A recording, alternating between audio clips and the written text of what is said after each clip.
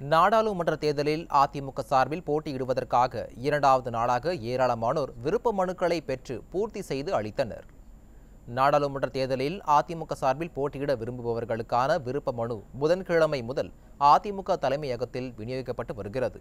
முதல் நாளில் ஏராளமானோர் விருப்ப மனுக்களை பெற்று பூர்த்தி செய்து அளித்த நிலையில் இரண்டாவது நாளில் முன்னாள் அமைச்சர் ஆர்.பி. உதயகுமார், முன்னாள் எம்பிக்கள் சவுந்தரராஜன், திருத்தணி கோ. அரி உள்ளிட்ட ஏராளமானோர் விருப்ப மனுக்களை பெற்று பூர்த்தி செய்து அளித்தனர். தேர்தலில் போட்டியிட விருப்பம் தெரிவித்து அளிக்கும் விண்ணப்பங்களை சேலம் புறநகர் மாவட்ட கழக செயலாளர் இளங்கோ, முன்னாள் அமைச்சர் கோகுல இந்திரா, முன்னாள் அமைச்சர் ஆர்.பி. உதயகுமார் ஆகியோர் பெற்றுக்கொண்டனர். விருப்ப மனுக்களை வாங்குவதற்காகவும் பூர்த்தி செய்த விருப்ப மனுக்களை அளிப்பதற்காகவும் அதிமுக தலைமை அலுவலகத்திற்கு ஒவ்வொருவரும் அணி அணியாக திரண்டு வந்தனர்.